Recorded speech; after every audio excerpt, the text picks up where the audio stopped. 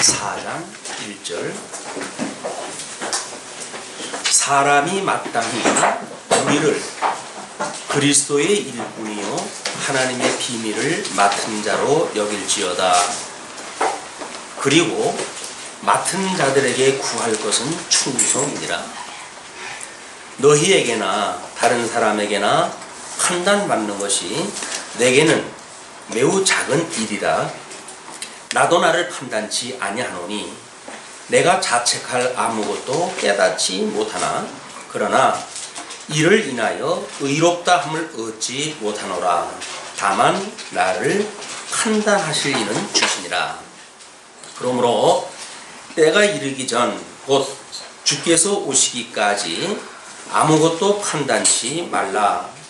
그가 어두움에 감추인 것들을 드러내고 마음의 뜻을 나타내시리니 그때에 각 사람에게 하나님께로부터 칭찬이 있으리라. 자, 오늘 우리들이 확인할 내용은 지금 하나님의 동역자라고 하는 그런 그 제목 아래 지난 시간에 하나님의 일꾼에 이어서 그리스도의 사도라고 하는 그런 그 주제를 가지고 지금 고린도 교회 파당이 일어나고 있는 그 고린도 교회의 사도 바울이 하나님의 말씀으로 위로하고 또는 책망하고 바르게 하고 또는 의로 교육하는 이런 그 성경의 말씀이 지금 선포되어지고 있는 겁니다. 자, 그러면 먼저 우리 4장 1절서부터 5절까지의 우리 주보에 나와져 있는 주제가 하나님의 비밀을 맡은 자를 판단하지 말라고 이렇게 이야기를 합니다. 어떤 작가는 작가의 운명은 나라의 운명과 같이 한다고 그렇게 표현을 했어요. 아마 시대적 사명감을 가지고 있는 사람이라고 한다면 마땅히 그런 생각을 하겠죠. 하나님의 몸된 교회도 마찬가지입니다. 하나님 이 고린도 교회에 지금 편지를 쓰고 있는 사도 바울의 입장에서는 자기가 세운 교회 또 이제 그 초대교회 때에 세워진 그 교회는 사도 바울이 자기의 온 삶을 실어낸 그렇게 섬겼던 교회들입니다. 그래서 그거를 아마 하나님의 섭리를 모르는 사람들은 운명이었다고 이렇게 생각을 할 거예요. 사도 바울의 온 일생의 삶은 주님의 몸된 교회를 위해서 섬기는 청지기로서의 삶이었습니다. 뭐 지금이라고 시대가 달라졌다고 해서 달라질 거 아무것도 없겠죠. 우리 교회 성도라고 한다면 교회의 모든 문화와 다르지가 않습니다. 교회의 문화, 교회에서 만들어지는 그 문화로 인해 가지고 많은 사람들은 그걸로 교육을 받고 때로는 그걸로 인해 가지고 오염되기도 하고 이렇게 해서 교회의 생활이 지속이 되어질 거예요. 목사라고 한다면 자기가 속해져 있는 노회나 총회라든지 이런 데서 나타나는 이런 그 아픔이 결국 말씀을 가지고 있는 자의 고통으로 다가올 겁니다. 만약에 그런 시대와 상관없이 아무런 고통도 느끼지 못한다고 한다면 그것은 화인을 맞았거나 아니면 문둥병이 들려가지고 영적 문둥병이 들려가지고 도저히 이 감각 기능이 마비가 되는 사람이 모르죠. 시대적인 아무런 의미도 없고 그냥 되어지는 대로 사는 인생이라고 한다면 모르지만 적어도 우리가 말씀을 붙들고 하나님의 나라가 무엇인가를 지향하는 우리의 삶이라고 한다면 우리는 우리의 생각이 아마 현재 주어진 모든 삶과 떼어낼 수 없는 그런 삶이라는 거예요. 그런 걸 무시하게 되면 아마 이제 고린도 교회 같은 이런 양상이 드러나겠죠. 그 고린도 교회에 사도 바울이 지금 자신이 지금 사도임에도 불구하고 거기에 지금 이제 2차 전도 여행 때 고린도 교회가 설립이 되어졌으니까 3차 전도 여행 때 지금 이런 그 상황이 벌어진 거 아닙니까? 그럼 세월 얼마 안 흘렀습니다. 세월이 얼마도 안 흘렀는데 그 교회에는 물론 복음을 증거하려고 하는 참다운 선생들도 있었겠지요. 그러나 거짓 교사들이 등장을 해가지고 고린도 교회가 지금 엄청난 병에 걸려져 있는 거예요. 그 병은 스스로가 판단하고 스스로가 비판하고 그리고 서로가 자기가 잘났다고 교만해 이런 뜨는 교회의 머리가 이 세상 나라를 비유할 때 칠두식각이라고 표현을 하잖아요. 모든 사람들이 자기의 권세가 가장 큰 권세라고 주장을 하고 자기가 이 교회의 머리라고 생각이 들어가지고 좌지우지하려고 하는 그런 양상이 만들어지는 것이 고린도 교회의 지금 파당의 문제입니다. 이런 그 고린도 교회의 파당의 문제를 단순한 파당이 아니라 단순한 시기심으로 만들어지는 것이 아니라 주님의 몸된 교회를 음부의 권세가 지금 무너뜨리려고 공격을 하고 있는 거거든요. 그러니까 어둠의 권세를 꿰뚫어 보고 있는 사도 바울의 입장에서는 고린도 교회의 그 사태가 그냥 일반적인 사태가 아닌 거예요. 어떻게 보게 되면 자기의 온 자비랑을 하면서 세웠던 교회인데 그 교회의 아픔이라고 한다면 사도 바울은 자기의 가슴이 찢어지는 고통을 아마 느끼고 지금 이 편지를 쓸 겁니다. 근데 이미 세월이 흘러가지고 2000년이라고 하는 세월이 지금 흘러갔잖아요. 우리가 고린도 전서를 공부할 적에 과연 이때에 사도 바울의 그 아픔이라고 하는 어떤 그 말씀을 가진 자로서의 그런 처절한 시대 정신을 가지고 도전하는 이런 사도 바울의 생각을 우리가 읽어내지 못한다고 한다면 그냥 분쟁 있는 교회에 분쟁을 말릴 수 있는 방법을 제시하는 이런 단순한 우리들의 교훈서가 되어지고 말 겁니다. 우리 성경은 끊임없이 성도로 하여금 교훈과 책망과 바르게 함과 의로 교육하기에 이것이 합당한 거라고 그랬어요.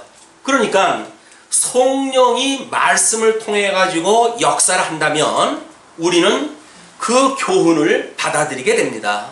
그 교훈을 받아들이게 됐을 때 우리의 잘못되어져 있는 악성을 가지고 있는 우리의 그 죄성이 발견될 때마다 우리는 하나님 앞에 그 말씀이 책망의 말씀으로 들릴 거예요. 그렇게 해야 잘못되어졌던 우리의 삶이 뭔가 주를 향해 가지고 반전이 있게 될 거 아니겠어요? 언젠가 지난 시간에도 그런 말씀을 드렸지만 너무 우리가 평안한 시대에 살기 때문에 우리의 신앙생활이라고 하는 것은 거의 관성에 의해서 그냥 살아가고 있는 거다. 말씀의 운동력에 의해서 살아가는 것이 아니라 그냥 세상을 살아가던 어떤 관성에 의해 가지고 때밀려 가지고 지금 살아가게 되어지는 이런 거라고 한다면 우리는 거의 생각 없이 살아가는 거예요. 그리고 이 허망스러워져 있는 타락되어져 있는 우리들의 지성세계가 우준하게 되어져 가지고 불타가지고 다 없어질 이 세상에 온통 우리의 머리가 이제 생각이 돌아간다고 한다면 이거야말로 바로 하나님의 말씀의 공력의 심판이 임했을 때에 없어질 불에 타가지고 없어질 그런 그 신앙생활의 본질입니다. 우리가 어떠한 교회의 얼음이 온다 할지라도 과연 하나님의 말씀을 가지고 공력 시험에 능히 이길 수가 있도록 하나님 앞에 소망을 두고 소원을 두고 말씀을 궁구하고 살아가는가.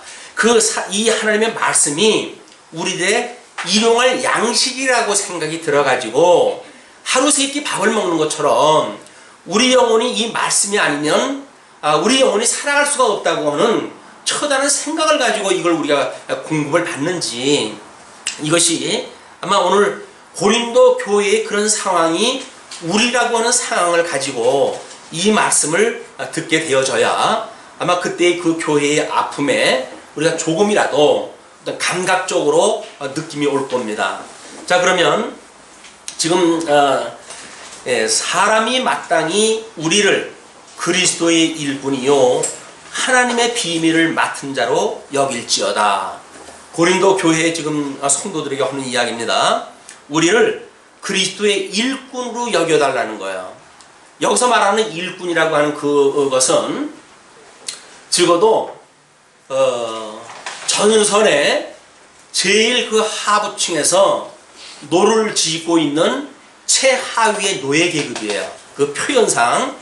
그렇다고 한다면 지금 고린도 교회라고는 방주가 옛날에 노아의 방주는 하나님께서 친히 지금 뭔가 섭리를 하셨지요. 그거는 하나님께서 하신다고 했던 걸 보여주는 그런 계시의 섭리였어요. 그런데 지금 고린도 교회라고 하는 방주가 어떠한 동력에 의해서 과연 방향을 잡고 이 세파를 뚫고 갈 것인가 라고 하는 최저층에 있는 그런 사람들이 바로 노를 짓고 있는 노예들입니다.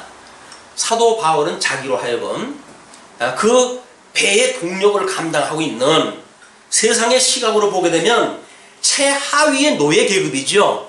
그러나 사도 바울이 그것이 만약에 구원의 방주라고 하는 모습으로 그 교회를 봤다고 한다면 자기는 최하위의 노예일지언정 바로 배의 방향을 감당하는 동력을 감당하는 일꾼이라는 겁니다.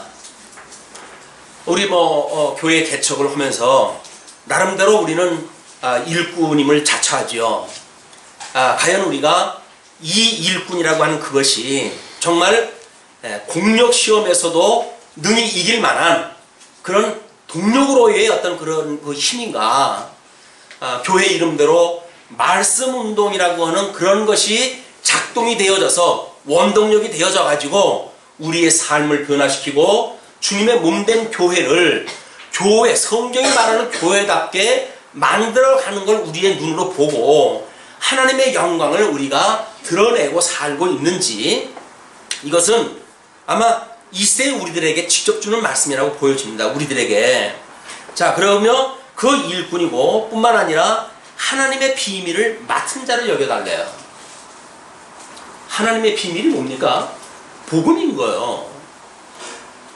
근데 이 세상을 살아가는 사람들은 하나님의 비밀, 이거 정말 천지를 지으신 분께서 특별히 사랑하는 자들에게만 주는 이게 비밀 아닙니까? 아무한테나 안 줍니다. 하나님께서 이 비밀을.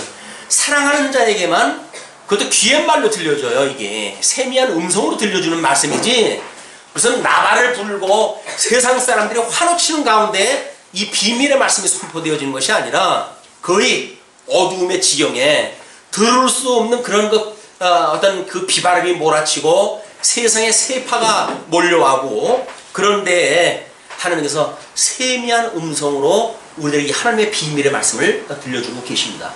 그렇다고 한다면 사도 바울을 우리가 그 하나님의 비밀을 맡은 자로 여기라고 고린도 교회에게 했는데, 우리는 고린도서뿐만 아니라 사도 바울의 10가지가 넘는 성경을 다 공부했고, 뿐만 아니라 신약 성경을 다 공부했고, 뿐만 아니라 구약 성경까지 다 공부를 했어요. 그렇다고 한다면 과연 우리가 간직하고 있는 그 비밀이 과연 무엇일까? 그래서 이 비밀을 내가 사랑하는 사람에게는 꼭 전해주고 싶다 라고 하는 그 비밀은 과연 뭘까? 사랑하는 사람한테도 줄 수 없는 비밀이라고 한다면 이거 참 별로 사랑하지 않은 사람인지 모르죠. 그래서 지금 이런 하나님의 비밀을 맡은 자, 이것이 사도 바울, 말씀을 증거하는 사도 바울의 그런 신분이라고 한다면 예수 그리스도로 말미암아 증인이 되어진 오늘날 지난 주간에 왕같은 제사장이라고 하는 주제로 우리가 토론하다 했지만, 제사장이라고 하는 그런 그 입장에서 과거에는 어떤 사제주의라고 하는 특별한 사제들만이 가지고 있는 그런 거 고난이었었는지 모르겠어요. 그러나 종교 개혁자들에 의해 가지고 이거는 누구든 교회의 세례를 받은 자들은 다 증인이라는 거예요. 교회 일꾼이라는 거예요. 비밀의 이 복음의 비밀, 하나님의 비밀, 이 비밀을 맡은 자라는 거예요. 근데 그 비밀을 우리 가슴 속에, 아주 깊은 가슴 속에 지금 이렇게 간직하고 계십니까? 세상에 어떠한 음모가 온다고 하더라도 그 비밀만큼 우리가 뺏기지 않겠다고 해가지고 우리의 마음을 지키고 있습니까? 명철한 마음이 아니면 그건 빼앗길 수밖에 없어요. 세상에 조금만 어떤 그런 이익이 있다고 한다면 말씀이 밥 먹여줍니까? 바로 우리는 그쪽으로 가버릴 수밖에 없어요. 그러나 만약에 하나님께서, 성령님께서 이 과거 이스라엘 백성들에게 주어졌던 그 계명의 말씀을 우리의 신비에 새겨진 바가 되어졌다고 한다면 우리는 누구도 범접할 수 없는 이런 하나님의 비밀을 간직한 자들이에요. 세상에서 어떠한 그런 그 힘을 가지고 있는 자들이 모든 사람들을 압제할 수가 있습니다. 근데 그 압제를 당하면서 마지막으로 하는 사람들의 이야기가 뭐죠? 네가 아무리 그렇게 해도 내 마음만은 빼앗을 수 없어 하는 이야기예요. 내 마음만은 빼앗을 수 없어 그 이야기예요.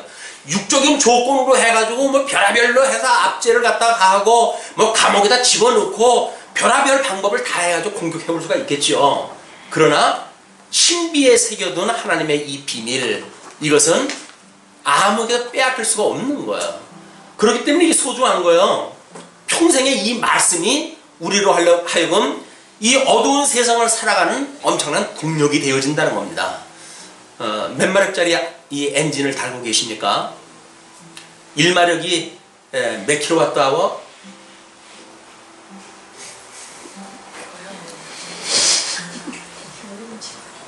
물리시간에 가장 기본적인 거예요.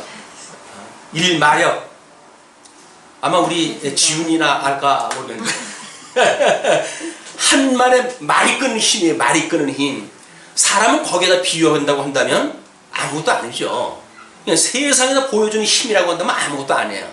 그러나 만약에 이것이 성령께서 함께 해가지고 하는 이 어떤 힘이라고 한다면, 말씀의 능력이라고 한다면, 말씀의 운동력이라고 한다면 어떠한 불시험이 와도 이길 수가 있는 이거는 대단한 힘인 거예요. 그 힘을 지금 우리가 간직하고 계시다고 스스로 믿고 계십니까? 그 힘으로 사는 게 세상을. 이 어두운 세상에 뭘 가지고 삽니까? 세상에서 주는 어떤 부귀영화로 살아가시렵니까? 부귀영화도 뭐 다른 사람들만큼 그렇게 누리고 있지도 못하잖아요. 예수 믿는다는 사람이 부귀영화도 없고 건강도 없고 권세도 없고 그렇다고 한다면 세상에 불쌍한 사람들인 거예요. 말씀이 없다고 한다면. 그러나 우리는 그런 세상의 어떠한 보화보다도 값비싼 보화를 우리 마음판에 지금 새기고 있다. 이 행복이 우리들의 일주일을 또 살아가는 그런 말씀의 운동력이 됐으면 좋겠습니다. 자, 그러니까 그리고 맡은 자들에게, 그 비밀을 맡은 자들에게 구할 것은 충성이래요. 충성의 반대 의미가 뭘로 느껴지십니까? 뭐 불충? 그거는 그냥 단어적인 반대말이죠. 하나님의 말씀에 우리가 의로 교육을 받아가지고 바르게 살아간다는 이야기는 하나님의 나라와 하나님의 의를 바르게 선포한다는 이야기예요. 그렇죠? 그 바르게 선포한다는 이야기는 물론 뭐 우리가 말로 전하는 말씀도 마찬가지겠지만 우리들의 삶의 방식도 정말 예수를 그리스도로 믿는 신분을 가지고, 예수 그리스도의 신분을 가지고 우리가 신앙생활을 갖다 해가는가에 대한 그런 그 문제입니다. 조금 뭐 저쪽에서 불이익이 온다고 해가지고 조금 그냥 뭐 말을 갖다 금방 뒤집고 나는 뭐 그런 예수 안 믿습니다, 이렇게 말한다고 한다면 그건 충성이 아니죠. 충성이라고 한다면 비록 적군의 칼이 내 심장을 겨눈다고 하더라도 우리는 우리 하나님이 어떠한 분이라고 하는 걸 바로 증거하는 증인들인 거예요. 이것이 소위 여기서 말하는 충성의 개념입니다. 우리 성령의 열매도 나오지요. 이 온유와 충성 뭐 이렇게 가지고 9개 열매 중에 충성이 되어지는데, 그 충성이라고 하는 것은 우상 숭배와 우리가 맞비겨 가지고 볼 만한 그런 거 일인 거예요. 오직 하나님께만 우리의 마음을 드리는가, 정절이 있는 우리들의 그런 삶인가 우리가. 그래서 성도의 거룩한 삶으로 마지막 날 우리 주님 앞에 심판을 받을 때에 우리 성도들의 바른 행실로 인하여 하나님 앞에 그 영광을 돌릴 수가 있는가 라고 하는 문제는, 이건 우리들의 문제입니다. 지금 우리들의 문제. 자, 3절, 너희에게나 다른 사람에게나 판단받는 것이 내게는 매우 작은 일이라. 사도 바울이 그렇게 자비량하면서 이 그리스도의 심정을 가지고 복음을 증거했고 주님의 몸된 교회를 세웠고 그리고 잠시 떠나가져 있는 사이에 이 교회를 도둑질하는 이 도둑놈들에 의해 가지고 사도 바울이 그렇지 않다는 거예요. 사도 바울 외모 봐라. 그분 말 주변이나 있냐? 말은 누라고 그 육체는 빈약해가지고 약하기가 짝이 없고 그 무슨 사도냐 이런 쉬운 소리를 또 하는 인간들이 등장을 한 거예요. 물론 어느 교회든지 스승이 있게 마련이지요. 근데 그 스승 중에는 바르게 충성되어지는 스승이 있는가 하면 또 한쪽에는 자기를 섬기라고 하는 거짓 선생들이 등장하기 마련이에요. 그러니까 자기를 등장시키는 이 인물들은 어쩔 수 없이 전임자를 갖다 깎아내려야 되는 거예요. 그래야 전임자에게 향했던 마음이 자기한테로 향할 거 아닙니까? 그지 마음을 훔치는 일이에요. 사도 바울은 자기한테 마음을 향하라고 한 적이 한 번도 없어요. 오직 예수 그리스도만 중매를 했던 중매인의 삶이었어요. 그러니까 중매인으로 소개를 갖다 했기 때문에 그것이 너무나 귀하기 때문에 사도 바울에 대한 애정을 가지고 있던 사람들이지 결코 사도 바울이 자기를 높이는 마음 때문에 성도들이 사도 바울을 존경하고 했던 게 아니잖아요. 그런데 이 거짓 교사들은 특징이 다른 사람한테 뭐가 칭찬이 돌아간다든지 영광이 돌아간다든지 하는 일은 차마 견디질 못합니다. 그래 그 사람을 할 수만 있으면 까뭉개야 돼요. 그래야 자기가 높아지는 줄 알아요. 그러니까 미련한 짓이죠. 상대방을 높여야 자기도 높아지는 이 비밀을 모르니까 상대방을 갖다가 뭐 까짓거 뭐 별거야 이렇게 하면서 비아냥거리고 하대를 하고 아무것도 아니라는 듯이 돼버리니까 결국 교회는 무너지고 마는 거죠. 그게 음부의 공격이에요. 자, 그러나 내게는 매우 작은 일이라는 거예요. 왜? 하나님 앞에서 내가 신앙생활을 해왔지 어떤 인간들 앞에서 사람들 앞에서 신앙생활을 해온 것이 아니기 때문에 사람들이 무엇이라고 나를 판단하는 일은 나한테 지극히 작은 일이다. 그거는 중요한 일이 아니라는 거야. 그러나 나도 나를 판단치 아니한다는 거예요. 판단치 아니하는 일이 지금 이 판단이라고 하는 문제는 뭡니까? 우리가 우리 로마서 이 고린도전서 1장서부터 9장까지 이야기했을 때에 판단에 대한 그 문제를 뭐라고 이야기를 했죠? 이거를 우리 주님께서 하나님의 말씀이 견고하게 되어져 가지고 끝까지 견인케 하신다고 그러지 않았어요. 그러므로 너희들은 이 교제를 하도록 해라. 이것이 주님께서 주시는 이 원리였어요. 1장부터 9장까지 이야기가 하나님의 이 진실한 말씀으로 신실하신 하나님의 말씀이기 때문에 너희들이 그 말씀이 풍부하게 되면 경고케 되어진다는 거예요.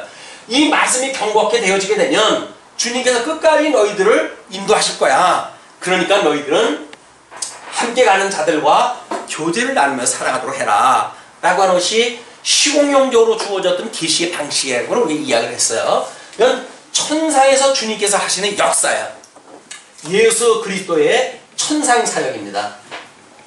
그런데 지금 성령께서 우리 예수 그리스도의 지상사역은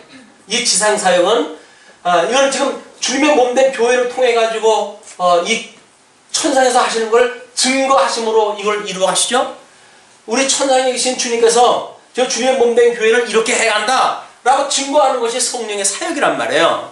그런데 여기 이 성령이 인도하시는 지금 고린도 교회의 이 성도들은 뭘로 살아갑니까?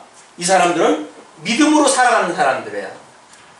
그러니까 성령께서 이렇게 증거한다 할지라도 이 사람들이 당신들이 믿는 믿음만큼밖에는 이 사실을 못 믿는 거예요.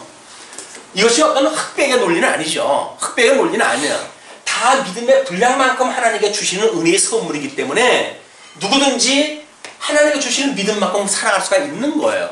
그러니까 사도 바울이 만약에 하나님 앞에서 살았다고 했을 때에 이는 이 믿음에 대하여 누구한테도 자책을 받을 일이 없어요. 비판받을 일이 없어요.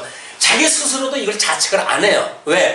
하나님께서 지금 이 견고한 말씀으로 자기에게 이 성령의 충만함을 주셨고 말씀의 이 풍성함을 주셨고 그러므로 끝까지 인도하시는 걸 믿는 이 사도 바울의 입장에서는 자기를 비난하는 성도들이라 할지라도 그들과 어떻게 이 교제를 해야 될 것을 알고 있는 사람이에요. 그러니 이 사도 바울이 지금 나는 나 스스로를 비판하지 않는다, 판단하지 않겠다는 이야기예요. 그게 믿음으로 사는 거예요. 우리가 믿음으로 산다고 하는 그 이야기는 자유로운 겁니다. 성경의 어떤 구절을 붙들고 나는 이렇게 못 살아가지고 어떻게 어제 해가지고 울고 불고 그러는 것이 아니에요. 다만 하나님을 향한 뜨거운 마음이 있었을 때 내가 그런 삶을 살지 못한다고 하면 회개의 눈물을 흘릴 수가 있죠. 그러나 그것이 우리의 자유까지 박탈을 하는 것이 아니란 말이에요. 왜? 주신 믿음의 분량만큼 누리고 살아가는 거니까.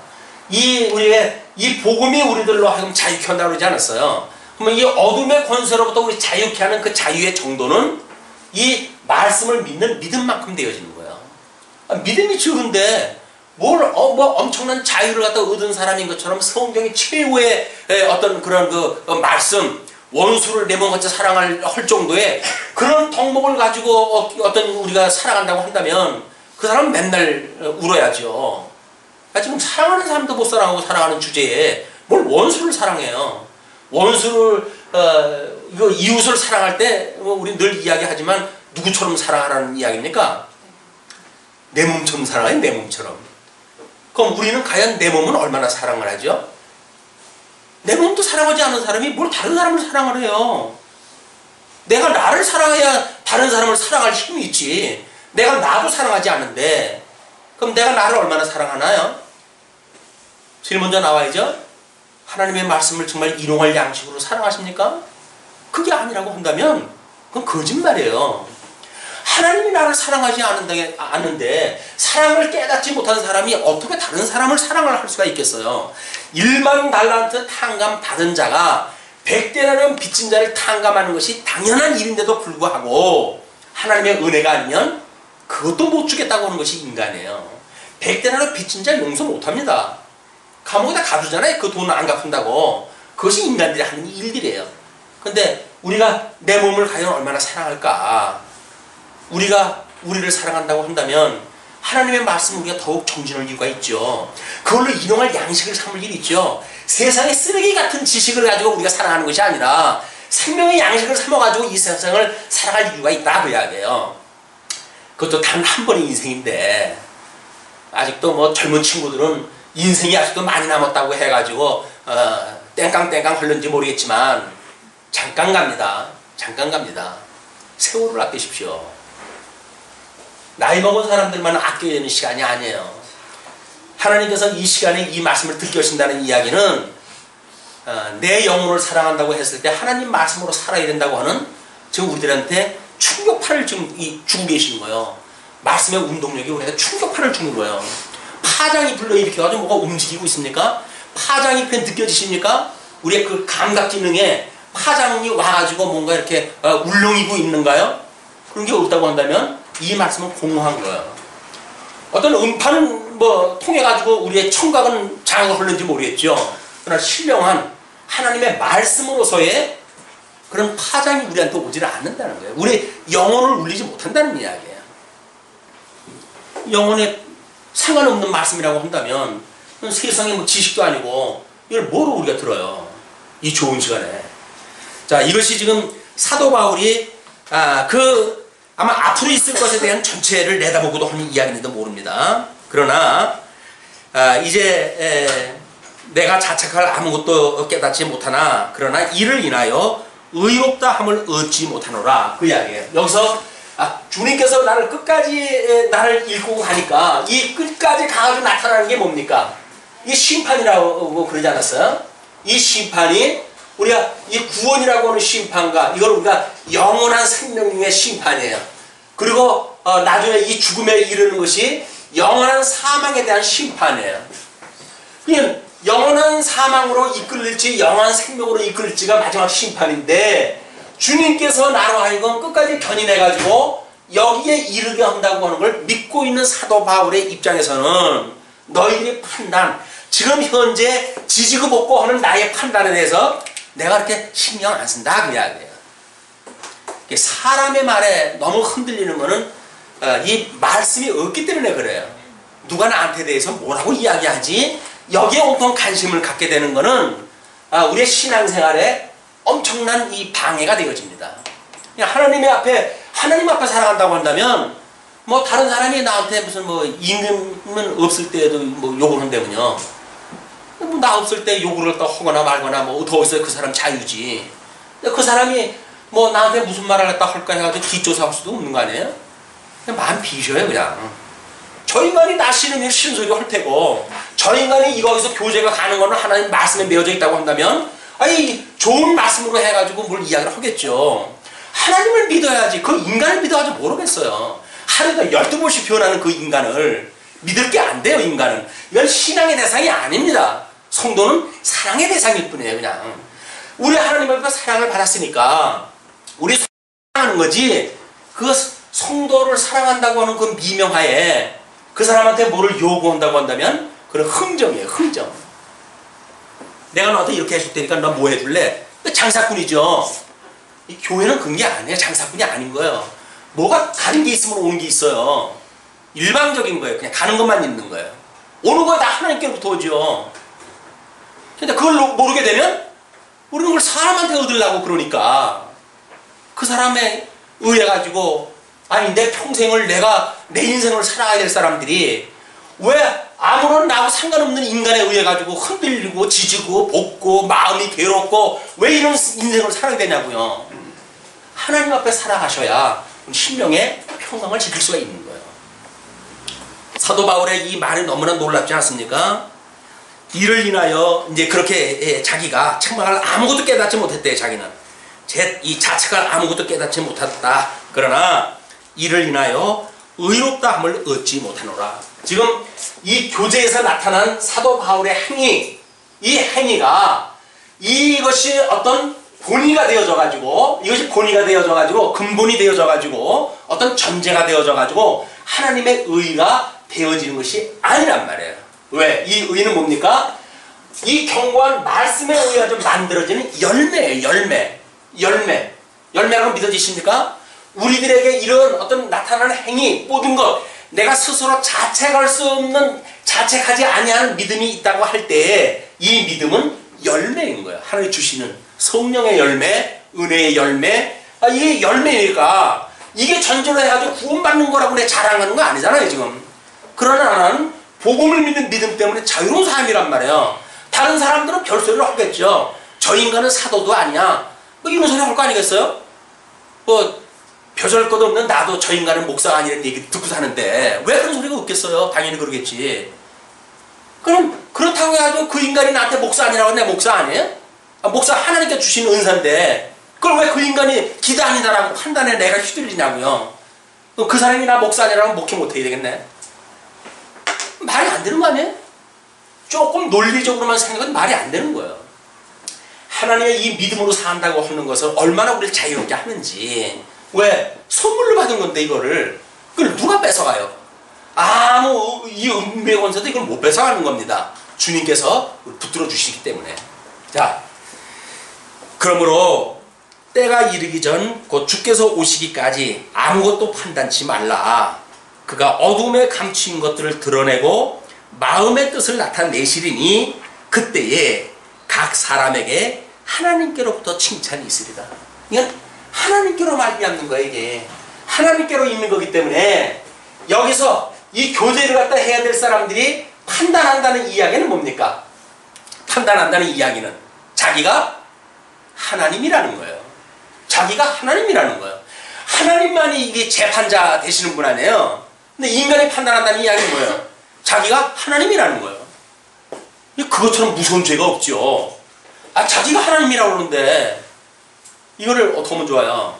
이건 나라에서 이야기를 하면 이게 대역죄예요. 대역죄. 왕이 권한이 있는데 자기가 왕이라고 그러니까 자기가 주인 노릇하는 이것이 하나님의 말씀이 없는 자들의 특징이란 말이에요.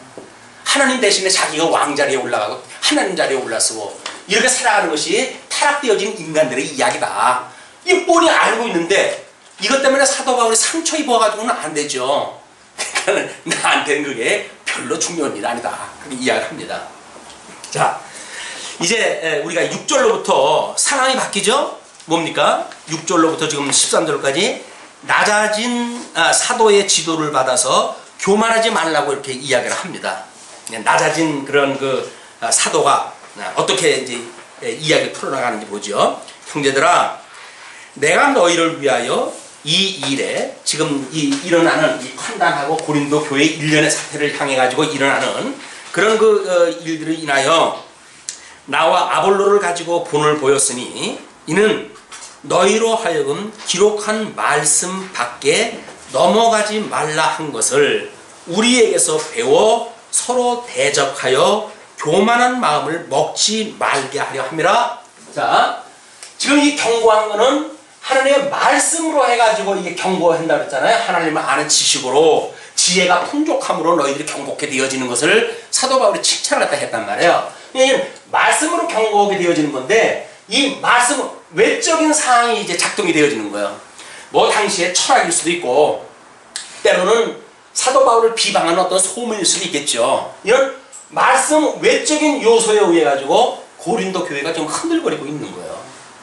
자, 어떤 그런 그 교회의 양상이 나타날 때 이것이 하나님의 말씀에 의한 생명을 향한 이 생명을 향한 운동력인가 아니면 이걸 죽이려고 하는 마이너스 부정적인 어떤 움직임인가 이걸 우리가 살펴볼 일이 있어요. 뭐 우리가 이 감각을 가지고 살아가는데 왜 이런 게 느껴지지 않겠어요? 이런 게 느껴갈 때 아 이거는 성령의 역사구나, 아 이거는 사단의 역사구나, 이걸 우리가 분별해야 사단의 역사라고 한다면 우리가 경계를 갖다 하죠. 사단의 역사인지 뻔히 알면서 거기에 우리가 휘둘러 다니는 건 너무 초라하잖아요. 생명의 말씀을 가지고 있다고 하는 우리들이 여기에 말려 들어간다고 하는 것은 너무나 초라하죠. 이걸 좀 우리가 기도할 일입니다. 그러나 이쪽으로 만약에 되어진다고 한다면 찬양할 일 아니에요? 기뻐할 일 아니에요? 중 안에서 함께 기뻐할 일이에요 이게. 자, 그러면 넘어가지 말라 한 것을 우리에게 배워 서로 대적하여 교만한 마음을 먹지 말게 하려 함이라. 여기서 하나님이 이것은 하나님이 되려고 하는 인간의 불의가 만들어내는 열매라고 그랬어요. 그러면 이 판단한다고 하는 것은 하나님의 불의를 깨닫는 사람의 특징이 뭡니까? 지금 나타나는 게 하나님 자리에 올라가는 사람의 이 특징 교만해요. 교만. 복음을 모르는 우리 옛날 어른들은 그랬죠. 저놈은 하늘이 무서운지 모른다고. 하늘이 무서운지 몰라요. 성경에서는 이거를 하나님이 두려운지를 모르는 자들이라고 그렇게 이야기를 합니다. 하나님이 두려운지를 모르는 자들. 하나님이 지금 살아계시다고 믿는다고 한다면 어떻게 이 짓을 하겠어요? 하나님이 살아계시지 않는다고 생각이 드니까 주님의 몸된 피값으로 세워진 교회를 자기의 장난거리를 만들어가지고 휘둘라고 하는 이런 웃지 못할 일들이 벌어지는 거지. 이게 사단의 장난이니까 이게 되어지는 일이지, 성령의 감동을 받아가지고 구원받은 성도라고 한다면 주님의 몸된 이게 피값으로 세워진 이 교회를 어떻게 장난질을 칩니까? 교회다가. 그럴 수가 없는 거예요. 이건 무서운 일이에요. 지금 내가 이 구원을 받은 인간인가 내가 도대체 하나님의 말씀으로 구원을 받은 성도인가 아니면 화인을 맞아가지고 지옥으로 가는 인생인가 라고 하는 걸 분별할 일이지, 이 일을 또 하면서도 아무런 자책도 느끼지를 않고 고통도 느끼지를 않고 이렇다고 한다면 참 우리는 통증에 문제가 있어요. 이게 감각 기능에 문제가 있는 거예요. 누가 너를 구별하였느냐? 내게 있는 것 중에 받지 아니하는 것이 무엇이뇨? 내가 받았은즉 어찌하여 받지 아니한 것 같이 자랑하느냐? 이 교만한 자들, 이런 자들이 나타나는 것이 자랑이에요. 자랑. 왜? 모든 것이 지금 하나님의 말씀으로 해가지고 이것이 우리들한테 지금 오는 거 아닙니까? 나한테 있는 모든 것들이 주께로 왔다고 믿어지십니까? 우리가 주께로 나와서 주로 말미암고 주께로 돌아간다고 그러는데 나의 건강 주님께서 주신 거라고 믿으시십니까? 나의 모든 가지고 있는 조건 하나님께서 주신 거라고 믿어지십니까? 자랑할 거 없는 거예요. 이거를 다른 종교에서는 이런 것들이 어디에서 나옵니까? 결국 인간의 탐욕으로부터 나오는 일이니까 할 수만 있으면 이거를 없으면 이것이 안 생길 게 아니냐 라고 이야기를 하는 거예요. 무소유. 근데 우리는 주님께서 주신 거는 무소유, 왜 가지고 있는 게 무소유예요? 있는 걸 무조건 오고 해가지고 없앤다고 해야 하는 능사는 아니잖아요. 있는 것이 주께로부터 말미암았다고 하는 신앙 고백을 하면서 살아가는 이야기예요. 이게 주께로 말미암은 거라는 이야기예요. 나의 믿음도 나의 은사도 나의 건강도 나의 모든 조건이 주께로부터 오신 거예요. 그러니까 우리는 자랑할 것밖에 없어요. 주님께로부터 받은 거를.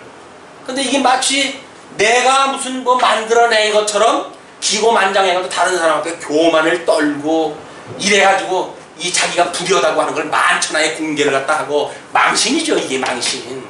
부끄러운지는 몰라. 그게 인간, 불의한 인간의 특징인 거예요. 자기가 불의한 걸 몰라요. 창피한 걸 몰라요. 부끄러움을 모른다니까요. 왜?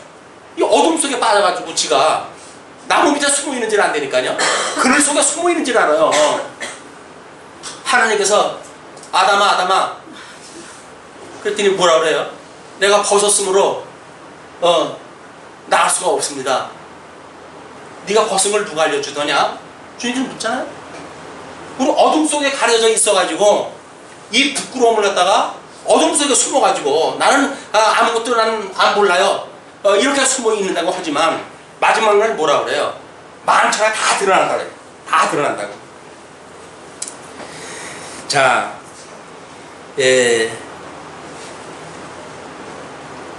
8절 너희가 이미 배부르며 이미 부요하며 우리 없이 왕노릇하였도다.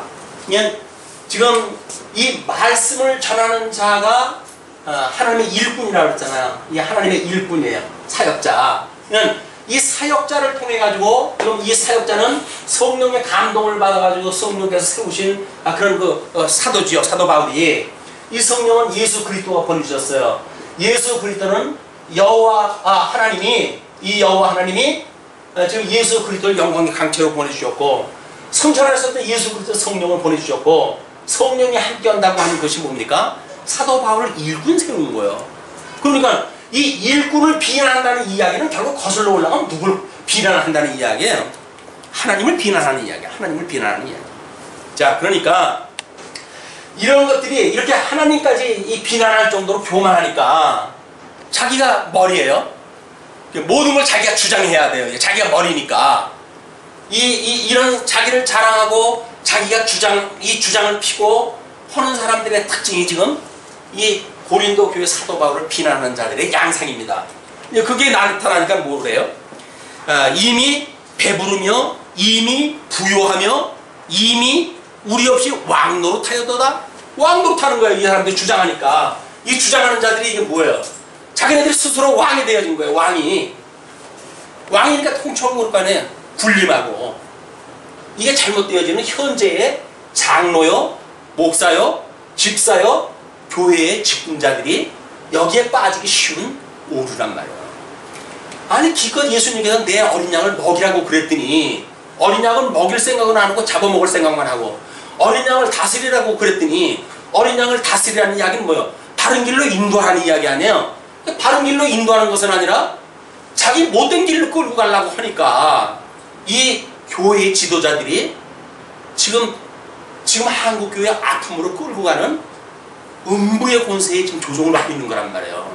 이게 믿어져야 우리가 깨어서 정말 하나님 말씀을 따라가지고 가르치는 자도 옷깃을 여미고 하나님의 말씀을 가르쳐서 좌로나 우로나 치우치지 않냐고 오직 생명의 말씀을 증거하고 뿐만 아니라 장로도 떨리고 두려운 마음으로 어린 성도들을 갖다 섬겨야지 위에서 군림을 갖다 하고 왕이나 되어진 것처럼 이래라 저래라 해가지고 명령이나 내리고 이게 도대체 아닌 거예요.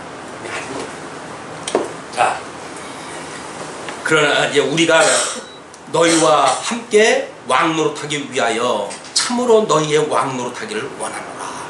함께 지금 일꾼은 사도인 일꾼이 지금 이제 성도들의 교회 성도들 고린도 교회 성도들 이 성도들과 함께 왕노릇하기 위해서 함께 왕노릇하기 위해서 지금 하나님의 말씀 말씀의 비밀을 가지고 있는 하나님의 비밀을 간직하고 있는 나를 왕으로 대접을 해줬으면 좋겠다 그 이야기예요. 그래야 같이 왕으로 볼 거 아니겠어요? 이 왕이 있어야 말씀이 있어야 같이 왕 같은 생활을 갖다 할 수가 있지. 말씀이 없이 무슨 왕 같은 노릇을 갖다 해요. 거짓 이런 교사들에 의해 가지고 이리 쏠리고 저리 쏠리고 하는 사람들이니까 그러니까 너희들이 나와 함께 왕노릇하기 위해서 나를 왕으로 이 왕같이 여겨줬으면 좋겠다 그 이야기입니다. 자 그러면서 너희의 왕노릇하기를 원하노라. 내가 생각건대 하나님이 사도인 우리를 죽이기로 작정한 자같이 미말에 두셨음에 자 지금 사도 바울이 말하는 이 왕노릇한다고 하는 그 이야기는 아까 우리 처음에 이야기했을 때 배 밑에서 노를 짓고 있는 노예에다가 자기를 신분을 비유를 갖다 했어요. 그 일꾼이라고 하는 비유를. 그러니까 여기서 왕 노릇하겠다는 이야기는 뭡니까? 다른 사람 위에 굴먹겠다고 하는 왕이 아니겠죠? 그 밑에서 노를 짓는 동력인으로서의 그 동력이 되고 싶다 그 이야기예요. 그러니까 이 동력이 되어졌을 때 너희가 타고 있는 이 배가, 고린도 교회라고 하는 이 배가 주를 향해서 바른 순항을 할 수 있지 않겠느냐.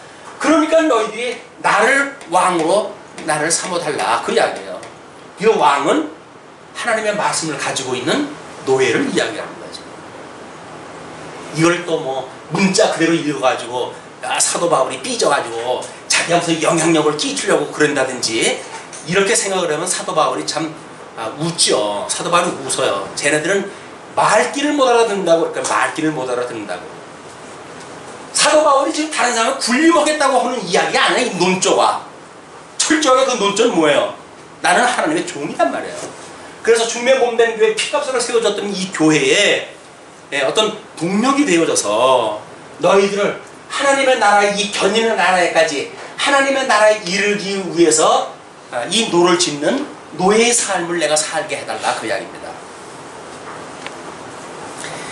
내가 생각건데 하나님의 사도인 우리를 죽이기로 작정한 자같이 미말에 두셨음에 우리는 세계 곧 천사와 사람에게 구경거리가 되었노라. 사도 바울이 마게도니아 반도 복음을 증거할 때 점치는 자 복음 들어가지고 이익이 막히자 그냥 난리가 났잖아요. 그래가지고 운동장으로, 이 연극장으로 이를 끌고 가려고 하는 그런 그 괴계가 일어났었죠. 근데 거기 끌려가면 죽는 거예요. 그 민중심리에 의해 가지고 지금 열이 올라가 있는 그 사람들 속에 들어가니까 죽지요. 그러니까 관리도 맡고 그걸 알고 있는 또 사도 바울의 친구도 그 일을 막습니다. 들어가지 마라. 그래가지고 그 위기를 갖다 넘기는 그런 그 경험을 갖다 했는데 구경거리가 되어진 거예요. 온 세상 사람들한테 아이고 하나님의 말씀을 가졌다고 하더니 잘났다 뭐 이렇게 할 거 아니겠어요. 그러니까 어떻게든지 교회가 커야 이 안이꼰 소리를 갖다 안 듣지. 가장 목사님들이 교회 건축에 그렇게 열을 내시는 거예요. 왜? 교회가 부흥이 안 되면 저 사람은 능력도 없고 하나님의 사람도 아닌가벼 라고 하는 소리가 듣기가 싫어가지고 그래가지고 뭔가 좀 외형적으로 뭔가를 보여주고 그냥 뭐 이런 사람들 앞에 좀 면도 이렇게 나타나고 그래야 이게 사람들이 봤을 때 어휴 저 사람은 대단하네 라는 생각을 듣고 아 저 사람은 주의 종이야 이렇게 인정을 받을 거 아니겠어요. 주의 종은 주님께서 우리한테 인정하는 거지 세상 사람들이 인정하는 게 아닌데 그것도 어떡해요. 복음을 모르게 되면 눈에 보이는 세상 속에 그게 단지를 아니까 눈에 보이지 않는 세계를 알 수가 없으니까 결국은 그렇게 살아가는 겁니다. 자, 뿐만 아니라 바로 이 시간까지 우리가 줄이고 목마르며 헐벗고 매맞으며 정처가 없고 어디로 갈지도 몰라요. 오늘은 이 여기를 갔다가 거기서 문전박대하면 또 신발에 먼지를 털어버리고 다른 데로 이동하다 해야 돼요. 어떡하겠어요. 하나님께서 일꾼을 보냈는데 일꾼이 자기 반맛대로 하나요? 너는 거기 안 되겠다. 다른 데로 가라. 그럼 다른 데로 가는 거예요.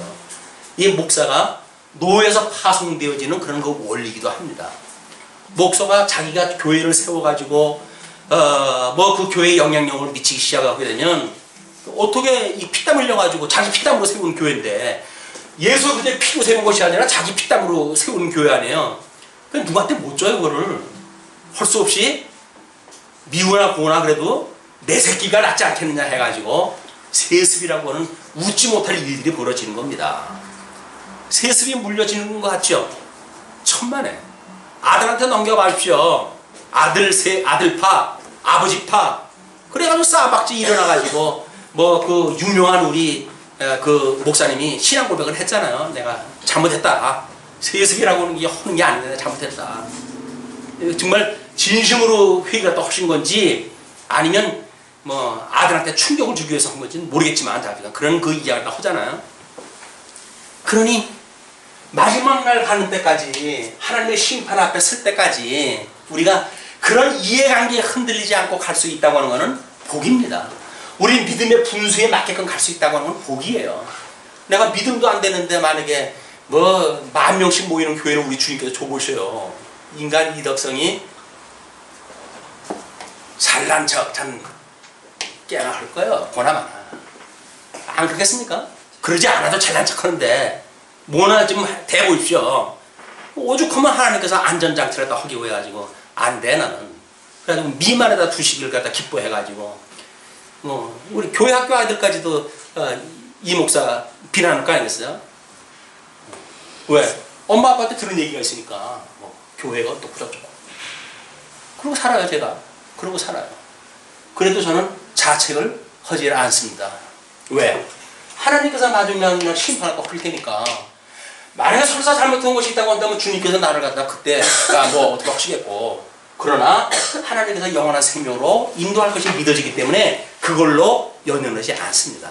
이것이 사도 바울의 심정이라고 믿어지는 거예요. 왜? 너무나 공감 가는 이야기니까.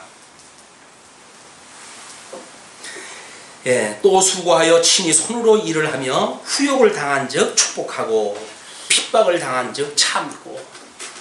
참 이것도 은혜예요. 나를 죽어라 미워하는 사람을 위해 가지고 축복을 갖다 할 수 있는 것이 얼마나 은혜입니까? 이 은혜예요. 이거 은혜 아니면 이거 도저히 안 되는 겁니다. 이게. 또 뭐 우리의 그 핍박을 갖다 하게 되면 참잖아요. 뭐 어떻게 뾰족할 수 있나요? 제가 힘이 없으니까 참아야지. 참아요.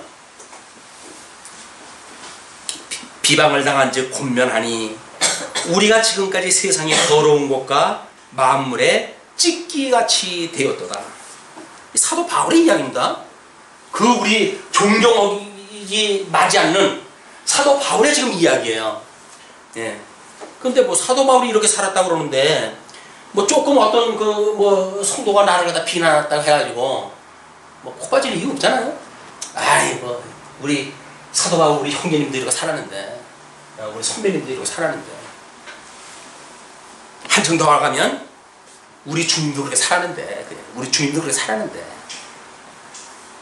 자 14절에서부터 이제 마지막으로 이렇게 이야기합니다. 복음으로 낳은 전도자를 본받는 자 되라고 하죠. 내가 너희를 부끄러이 하려고 이것을 쓰는 것이 아니라 오직 너희를 내 사랑하는 자녀같이 권하려 하는 것이라. 그렇게 느껴지십니까? 나만 미워해 하는 사람인지 사랑하니까 이런 말씀을 주시는구나 라고 믿어지는지 믿음의 분수대로 나뉘어질 겁니다.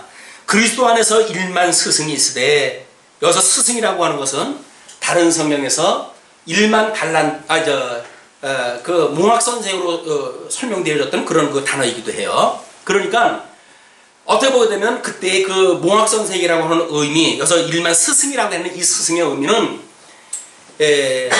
지식적인 거를 가르치는 그런 그 선생도 있고, 어떤 한쪽에서는 지도라고 하는 그런 쪽에 그걸 가지고 있는 것이 있어요. 우리 예수님께서 내 양을 먹이라 라고 했던 사람이 이 어떤 지식에 대한 이 지도를 갖다 하는 거예요. 내 어린 양을 치라 라고 했던 것이 지도를 맡은 사람들이에요.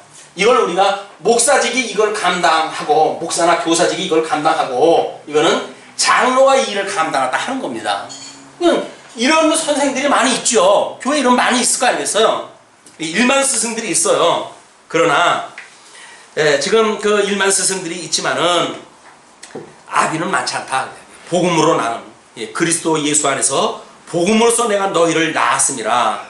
그러므로 내가 너희에게 권하노니 너희는 나를 본받는 자 되라. 아버지 심정으로 자비랑하면서 교회를 세웠을 때 그런 그 사랑하는 심정을 이해를 하고 너희가 나를 본받는 자 되라. 그 뒤에 온 자들은 자기네들의 이해관계에 따라서 이 왜곡시킬 자들이 많이 있을 수도 있어요. 이를 인하여 내가 주 안에서 내 사랑하고 신실한 아들 디모데를 너희에게 보내었노니 저가 너희로 하여금 그리스도 예수 안에서 나의 행사 곧 내가 각 교회에서 가르치는 것을 생각나게 하리라. 너무나 안타까우니까 디모데를 먼저 보냈어요. 편지도 따로 보내요. 어떤 이들은 내가 너희에게 나아가지 아니할 것 같이 스스로 교만하여 졌으나 그러나 주께서 허락하시면 내가 너희에게 속히 나아가서 교만한 자의 말을 알아볼 것이 아니라 오직 그의 능력을 알아보겠으니. 능력, 우리 지난 시간에 배웠던 공력, 앞에서 이야기했던 노예의 그런 그 신병으로 주님의 몸된 교회의 일꾼으로 자처되어지는 동력, 전부 힘의 역할이 되어지는 거야. 그런데 그런 능력을 이제 보겠다는 거예요. 하나님의 나라는 말에 있지 아니하고 오직 능력에 있습니다. 하나님의 나라는 말에 있는 것이 아니에요. 말에. 왜? 물론 말에 우리가 말로 시인을 갖다 해야죠. 말로 시인을 갖다 해야겠지만 말로 시인하는 우리들의 믿음은 우리들의 마지막 행동으로 해도 열매가 맺게 되어지는 겁니다. 그건 행동으로 보여주는 거예요. 어떤 재미난 이야기가 있는데 어린아이가 8개월이 됐는데 배물을 못해가지고 엄마가 고민이 됐대요. 고민을 하다가 하루는 자기 친구집에 가는데 마침 같은 또래가 있었는데 거기를 갔다 온 이후로 아이가 한 2, 3일 지났는데 배밀을 시작하더래요. 아이들의 교육, 몸으로 보여주는 교육이에요. 아이들의 배우는 학습, 머리로 지식으로 논리 단계를 배우질 않습니다. 보는 모습으로 배우는 거예요. 삶을 통해서 배우는 거예요. 말로 뭐 hom부로 했어요. 생활이 만약에 안 따라간다면 아이들은 논리체계로 배우는 게 아니에요. 그냥 부모라고 하는 그림을 보고 배워요. 막중하죠? 근데 우리의 삶이 막중해져요. 증인의 삶이 막중해져요. 이런 신경을 가지고 우리 자녀들에게 교육을 했으면 좋겠다. 듭니다. 너희가 무엇을 원하느냐? 내가 매를 가지고 너희에게 나아가랴. 사랑과 온유한 마음으로 나아가랴. 요 21절 말씀이 근거가 되어져 가지고 5장서부터 소개되어지는 것이 뭡니까? 11장까지가 신앙생활에 대한 교훈 아니에요. 그 신앙생활에 대한 교훈을 이게 맥감이냐 아니면 교독감이냐 라고 하는 걸 분별하는 기준이 되어집니다. 21절이 4장 마지막 절에 우리가 이거를 포함을 시켜놨지만 앞으로 5장서부터 11장까지의 그 이야기는 이 4장 21절이 이게 근거가 되어지는 거야. 매로 교육이 되어지는가 아니면 교도함으로 되어지는가. 이것이 믿어지게 되면 말씀으로 되어지고 아니면 책망으로 이루어지겠죠. 이렇게 되어지는 걸로 좀 예고가 되어지고 있습니다. 네. 여기까지 기도하시죠.